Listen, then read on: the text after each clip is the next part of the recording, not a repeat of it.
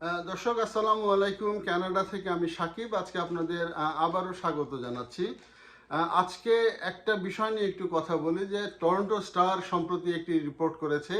সেখানে তারা দেখিয়েছে যে কানাডাতে 50% মানুষ অর্থাৎ অর্ধেক মানুষ পেচেক টু পেচেক বসবাস করে। অর্থাৎ তারা যা আয় করে সেই পুরো টাকাটাই খরচ করে। আপনারা জানেন যে কানাডায় অধিকাংশ মানুষই মাসে দুইটা চেক 14 দিনে পরপরই এক একটা চেক পায়। তার মানে 28 দিন পরপর তারা দুইটা চেক পায় এবং তাদের সেই পরবর্তী চেকের ভরসায় কিন্তু তারা বসে থাকে। পুরো ডলারটাই কিন্তু খরচ হয়ে যায়। তো এই বিষয়টা নিয়ে একটু কথা বলবো। তাহলে কি মানুষ খুবই কষ্টে আছে কিনা সেই বিষয়টা নিয়ে একটু কথা বলবো। তারপরেও মানুষ কানাডার প্রতি কেন আগ্রহী এই বিষয়গুলো নিয়ে একটু কথা বলবো। আশা করি সাথেই থাকবেন। তো প্রথমে বলি যে কানাডিয়ানদের এভারেজ ইনকাম কিন্তু খারাপ না।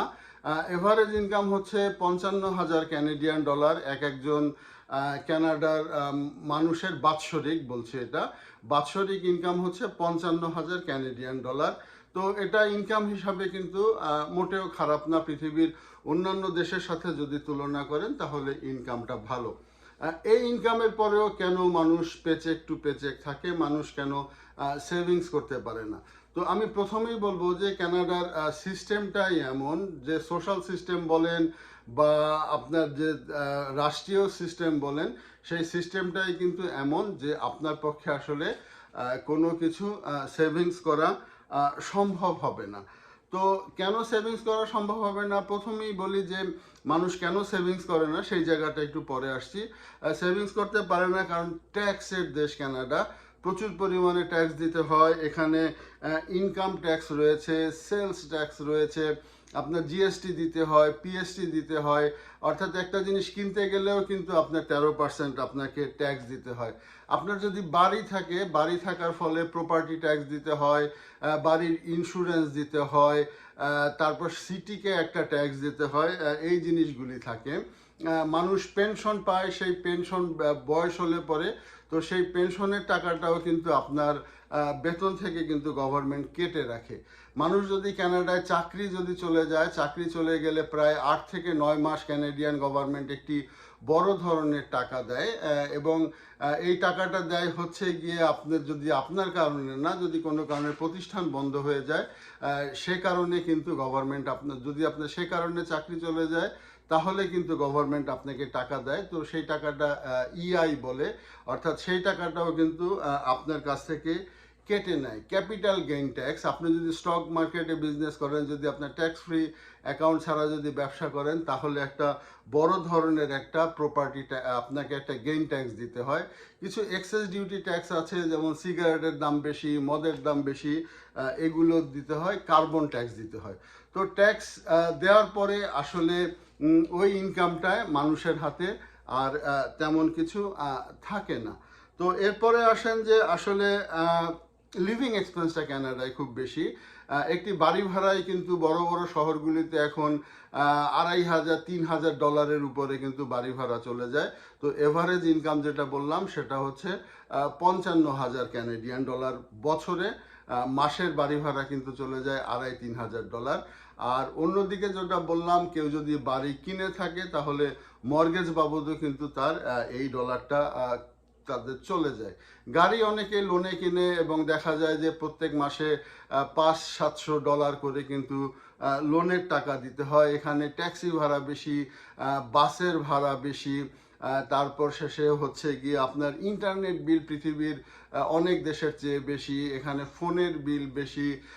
মানুষের স্বভাব হচ্ছে যে কিছুদিন পর পরই ফোন চেঞ্জ করা, সেই যে এই আইফোন, এবং দেখা যায় যে প্রত্যেক মাসে সবারই 30 ডলারের উপরে কিন্তু ফোনের বিল মানুষকে অতিরিক্ত দিতে হয়।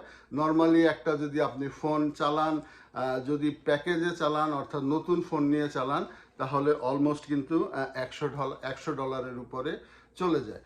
তো এই হচ্ছে সার্বিক পরিস্থিতি খরচের। তো এবারে আসেন যে হ্যাঁ, মানুষ ইচ্ছে করলে এই খরচগুলি কিছু কিছু জায়গায় কমাতে পারে, কিন্তু তারপরেও কিন্তু মানুষ খরচটা কমায় না। তো কেন কমায় না? যে সেটা হচ্ছে যে মানুষ চিন্তা করে যে আমার যদি বয়স হয়ে যায়, বয়স হয়ে গেলে আমি কি করব, কি খাবো, এই চিন্তাটা কানাডাতে নাই।